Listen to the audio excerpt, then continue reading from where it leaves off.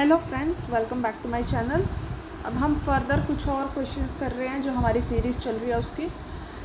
इस सीरीज़ में approximate 100 questions तो मैं आपको करवाऊंगी ही टिल हमारा एग्ज़ाम नहीं हो जाता। These questions are beneficial for every kind of exam जो भी आप टेट दे रहे हो। एक ही चीज़ मैं हर वीडियो में रिपीट करती हूँ, इसमें भी रिपीट कर रही हूँ। Previous years are must. कोई भी पेपर आप दे रहे हो प्रीवियस ईयर ज़रूर करें।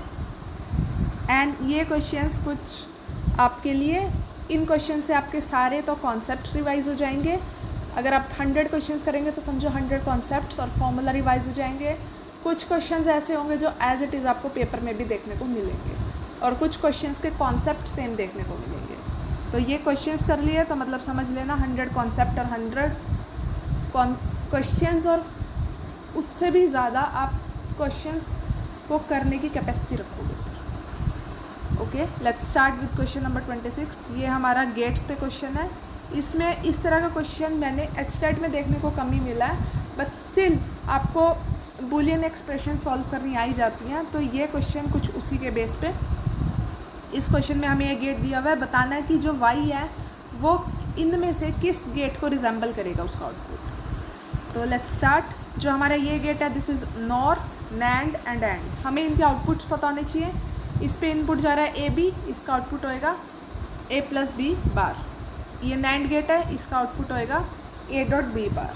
तो ये एंड गेट है, एंड का आउटपुट क्या होएगा, जो भी इसमें इनपुट्स हैं उनके बीच में डॉट। इसको सॉल्व कर लेंगे, इसको अंदर मल्टीप्लाई कर लेंगे बूलियन एक्सप्रेशन से।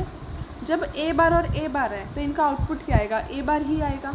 इसमें बी बार का आउटपुट क्या आएगा, बी बार। जब दोनों सेम हैं तो आउटपुट तो एक ले सकते हैं हम, और इसको हम ऐसे भी लिख सकते हैं ए प्लस बी का बार। ये किसका आउटपुट है, ए प्लस बी और का, और बार लग गया तो नॉर। तो नॉर गेट के आउटपुट है ये वाई। ठीक है, तो let's start with next question. इस क्वेश्चन में बोला है कि एक मॉडल है फॉर क्वांटाइज्ड मोशन। एक इलेक्ट्रॉन है जो यूनिफॉर्म मैग्नेटिक फील्ड बी में घूम रहा है, जिसका फ्लक्स है दिस। उसका हमें क्या निकालना है, मैग्नेटिक मोमेंट। चलो हम मैग्नेटिक मोमेंट से स्टार्ट करते हैं। मैग्नेटिक मोमेंट क्या आता है, I into A, electric current into A. For a electron current is E by T. E is the charge and T is the time. Current की अगर आपको बेसिक डेफिनेशन पता हो तो that is Q by T. ठीक है, तो T के लिए हमें टी निकालना पड़ेगा। टी क्या होता है, 2 पाई बाय ओमेगा, या ओमेगा क्या होता है 2 पाई बाय। ओमेगा को क्या लिख सकते हैं हम, omega is the angular velocity, और एंगुलर वेलोसिटी को लिख सकते हैं R by V by R. ठीक है, तो यहाँ से हमारा टी निकल गया, इसको आई में पुट कर दिया। अब हमारे क्वेश्चन में ना तो वी है ना आर है। ठीक है, तो म्यू का फॉर्मूला क्या हो जाएगा, आई की वैल्यू पुट कर दो और ए की वैल्यू क्या होगी, पाई आर स्क्वायर। तो ये आ गया ई वी आर बाय 2। अब हमारे क्वेश्चन में वी और आर नहीं है, वी और आर को रिप्लेस करना पड़ेगा। This is a quantised motion.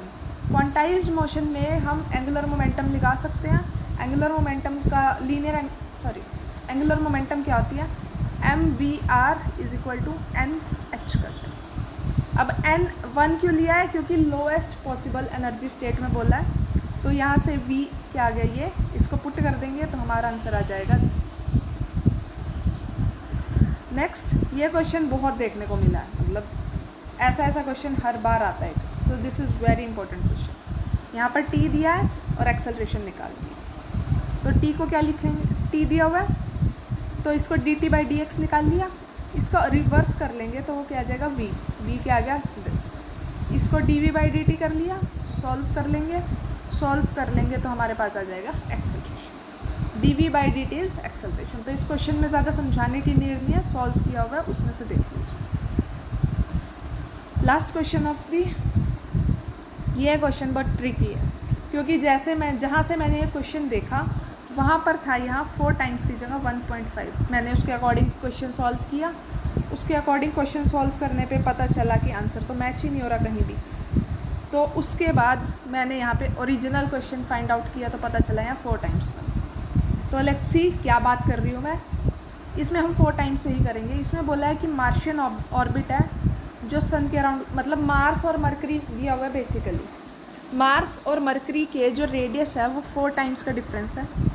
Mars का जो ईयर है वो 687 डेज़ है अर्थ के, तो हमें मरकरी का 1 ईयर निकालना है। अब हमें जनरली पता है मरकरी का 1 ईयर होता है 88 डेज़ के अप्रॉक्सीमेट। ठीक है, आंसर यही है। अब कैसे आया? कैप्लर्स का थर्ड लॉ क्या कहता है? This T² is proportional to R³।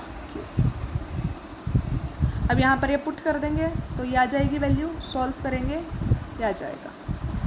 अब यहाँ पर ये 4 था, अगर मैंने क्वेश्चन में 1.5 लिखा होता यहाँ पर, यानी 1.5 का क्यूब, तो इसका आंसर आना था कुछ 335 डेज़। लेकिन वो तो ऑप्शन में भी दूर दूर तक कहीं नहीं है और उसके आसपास का ऑप्शन भी कोई नहीं है, तो इसका मतलब यहाँ क्वेश्चन ही गड़बड़ था। यहाँ 4 टाइम्स आएगा। ये क्वेश्चन आपको, अगर आप सच में तैयारी कर रहे हो तो इस तरह के क्वेश्चन आपको देखने को ज़रूर मिलेगा। और ये क्वेश्चन, बहुत सारे क्वेश्चंस ना ऑल्टर करते हैं हम, जैसे एक एग्ज़ाम से दूसरे एग्ज़ाम में क्वेश्चन देते हैं ना, तो वो ऑल्टर करते हैं थोड़ी सी स्टेटमेंट। अब स्टेटमेंट तो ऑल्टर कर देते हैं, ऑप्शंस तो नहीं करते। तो आंसर यही है। और आंसर की में जहाँ से मैंने क्वेश्चन लिया, तो क्वेश्चंस अपने हिसाब से सॉल्व भी करो, थोड़ा सा दिमाग भी लगाओ कि मरकरी का इन एक्चुअली कितना होता है 88 डेज़। तो बड़ा ही ट्रिकी क्वेश्चंस है। कुछ क्वेश्चंस तो मैं आपको करवा ही नहीं रही थी, क्योंकि कुछ क्वेश्चंस के ऑल्टर करके एक स्टेटमेंट तो डाल देते हैं, उनके ऑप्शन डालते नहीं। बहुत ही कंफ्यूजिंग है, इसलिए थोड़ा सा अपना दिमाग लगा के क्वेश्चंस करो। ये ऐसा ना हो स्टेटमेंट तो आप किसी और क्वेश्चन की देख के जाओ, वहाँ पे थोड़ा सा चेंज कर दे स्टेटमेंट में और ऑप्शन करें ना, तो वो उनके अकॉर्डिंग तो आंसर वही चलेगा। ठीक है, so this is for today. हमारे 29 क्वेश्चंस हो गए हैं। लेट्स सी, आई होप कि अब जल्दी मैं कुछ और वीडियोस भी डालूँ। एक्चुअली बीच में ब्रेक आ गया क्योंकि बच्चों के स्कूल नहीं ओपन हुए थे। बच्चों के स्कूल ओपन हो तो हम मदर्स को कुछ टाइम मिले फॉर आवर स्टडी। ये सभी लेडीज़ समझ पाएंगी कि बच्चे स्कूल जाते हैं तभी कुछ टाइम मिल पाता पढ़ने का। सो इसलिए कुछ वीडियोस में डिले हो गया, डेली एक वीडियो अपलोड नहीं हो पाई। बट फॉर नाउ अभी रेगुलर, जब तक एग्ज़ाम नहीं हो जाता, रेगुलर डेली 1 या 2 वीडियोस अपलोड होंगी ही होंगी। Thank you so much. For any query please use the comment section. I will always be there for you for any help. Thank you so much.